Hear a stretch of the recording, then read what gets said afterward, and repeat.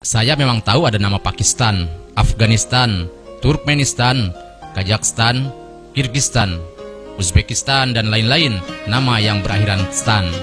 Namun, saya tidak tahu bahwa ternyata ada pula nama Londonistan. Ternyata, Londonistan adalah julukan terbaru bagi sebuah kota yang bernama London. Yang menciptakan julukan Londonistan adalah jurnalis terkemuka Melanie Phillips, demi melukiskan betapa besar pengaruh Islam terhadap ibu kota Inggris di masa kini. Sejak 2001 sampai 2016, di London telah didirikan 423 masjid baru, sementara sekitar 500 gereja telah ditutup. Di Hayat United Church dibeli oleh umat Islam dari Mesir dan diubah menjadi masjid. Sama halnya dengan gereja Santo Peter dirubah menjadi Masjid Madinah. Masjid Brick Lane semula adalah sebuah gereja Metodis. Bukan hanya bangunan yang berubah, sebab pada tahun 2016 jumlah kaum mualaf di London meningkat 2 kali lipat. The Daily Mail sengaja secara khusus mempublikasikan sebuah foto fakta Londonistan, antara lain dengan foto sebuah masjid dan sebuah gereja bertetangga di pusat kota Londonistan, atau adegan di dalam gereja San Giorgio yang berkapasitas tampung 1.230 jemaat, namun hanya dihadiri 12 orang pada upacara misa, dan hanya 20 orang tampak hadir di dalam katedral Santa Maria. Masjid di kawasan Brown Street Estate punya masalah beda akibat daya tampung hanya maksimal 100 orang. Maka setiap Jumat, umat terpaksa meluber ke jalanan. Wali kota London masa kini adalah Muslim.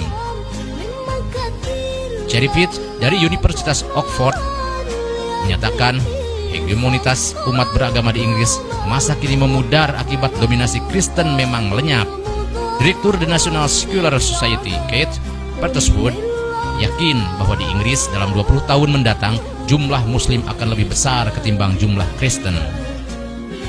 Menurut riset Nansen Social Research Institute, jumlah umat Anglikan pada lingkup waktu 2012 sampai 2014 mengalami kemerosotan menjadi sekitar 1,7 juta. Sementara jumlah umat Islam di London, Inggris meningkat menjadi 1 juta orang. Demografikal umat beragama di Manchester 15,8% Muslim, di Birmingham 15,8% Muslim, bahkan di Bradford 24,7% Muslim.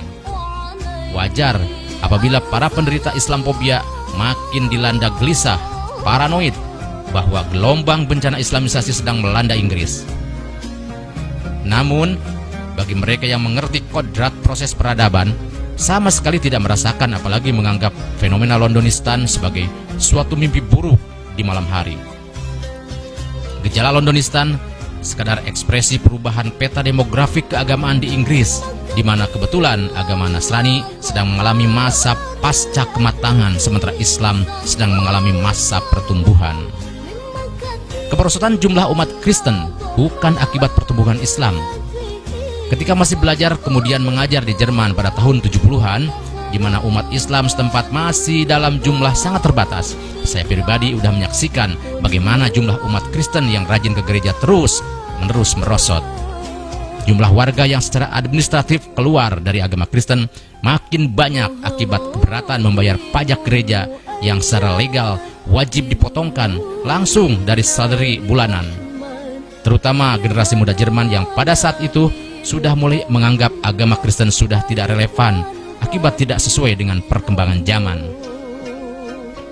Maka dapat disimpulkan bahwa apa yang disebut sebagai Islamophobia sebenarnya hanya suatu penyakit jenis khayal yang sengaja direkayasa oleh mereka yang merasa kepentingannya terancam akibat tumbuhnya jumlah umat Islam.